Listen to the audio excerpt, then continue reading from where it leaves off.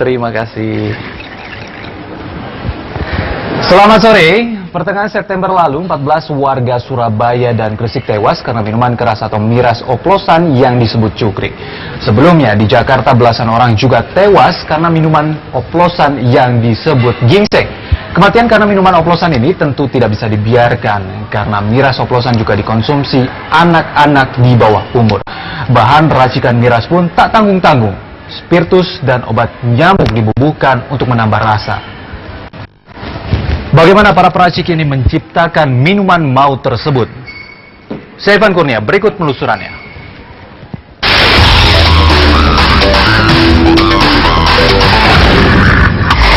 Minuman beralkohol oplosan kembali menelan korban. Pertengahan September lalu, 14 warga Surabaya dan Gresik tewas setelah minum cukrik. Cukrik adalah istilah yang digunakan warga Surabaya pada minuman alkohol oplosan.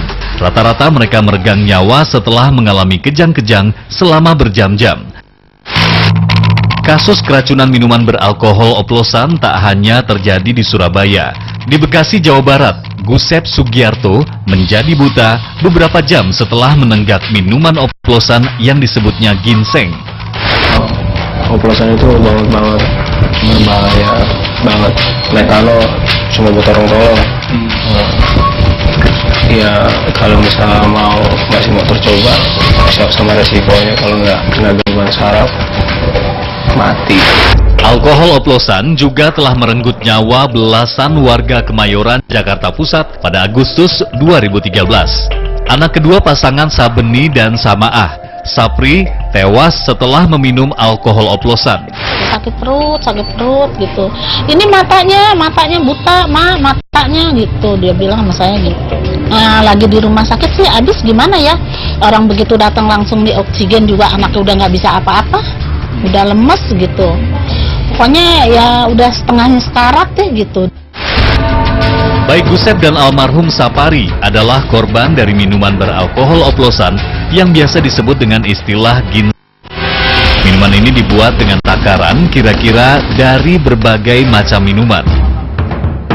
Meskipun sudah banyak merenggut nyawa manusia, namun minuman oplosan ternyata masih tetap dicari. Tim investigasi berhasil menemukan salah satu pembuat minuman oplosan, sebut saja namanya Gombel. Tak tanggung-tanggung, Gombel biasa membuat minuman dari bahan dasar alkohol 70%. 70% kalau alkohol sih, kalau alkohol tahunya sih dasarnya kan dia buat obat luar kan ya karena dasarnya bahannya murah, jadi ya gue pakai itu. Minuman ia buat dengan cara mencampur alkohol dalam kadar tinggi dengan beberapa minuman energi dan minuman soda. Tak jarang, ia membubuhkan pewarna makanan agar minumannya memiliki warna dan aroma tertentu. Gombel akan menyebut minuman tersebut dengan ginseng kopi, semata-mata karena minumannya berwarna seperti kopi, walau sebenarnya tak ada sedikit pun kopi ia bubuhkan dalam minuman oplosan. Gombel juga biasa menerima orderan minuman racikan untuk kebutuhan pesta pernikahan atau hajatan lainnya. Tentunya dengan kadar alkohol yang lebih keras, yaitu 90% alkohol. Kalau 90% tergantung, kalau ada yang misalnya pesanan galonan, kan banyak kan orang mintanya yang lebih keras kan. Ya gue pakai 90%, kadang-kadang 96%. Lebih keras dan kadar alkohol 70%. Itu cuma pesanan aja yang orang galonan. Minuman yang diracik dengan kadar alkohol tinggi itu ia sebut ginseng. Tentunya tanpa tambahan ginseng dalam racikannya. Gombel menjual ginseng racikannya pada kemasan plastik yang masing-masing berisi sekitar setengah liter ginseng dengan harga 10 hingga 20 ribu rupiah. Tak hanya ginseng dan ginseng kopi, Gombel juga membuat miras jenis lainnya. Ia mengajak kami untuk mencari bahan utama minumannya di toko bangunan.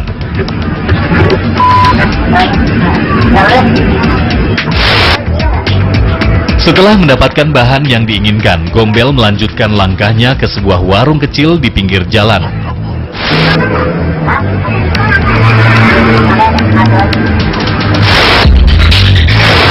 Ciu adalah minuman beralkohol khas daerah Jawa Tengah yang diperoleh dari fermentasi ketela pohon. Ciu itu ia campur dengan bahan bakar yang ia beli sebelumnya. Tahunya terus buat tambal ban tuh. Tahu sih risiko, tapi dia juga nggak minum sih. Paling ya kalau nggak modal sakit. Tak lama kemudian, Gombel pun mulai meracik minuman alkoholnya dengan takaran yang biasa ia buat. Tak lupa ia tambahkan air mentah ke dalam minuman oplosannya.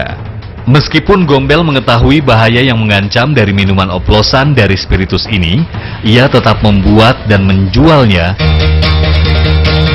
Gombel biasanya hanya menjual dan memasok minuman oplosan racikannya kepada orang-orang yang telah dikenalnya. Pelanggan Gombel kali ini adalah sekelompok remaja tanggung dari kelas ekonomi menengah ke bawah. Mereka pun langsung menenggak ginseng racikan Gombel. Namun, kami tiba-tiba dikejutkan dengan salah satu remaja yang memasukkan lotion anti nyamuk ke dalam ginseng mereka.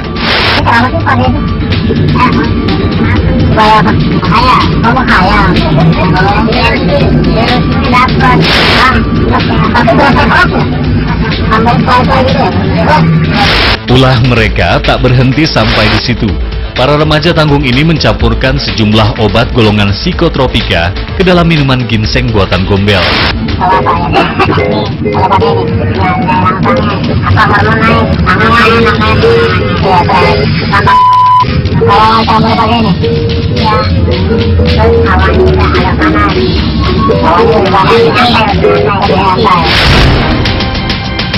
Gombel paham betul minumannya ini sangat berbahaya untuk dikonsumsi.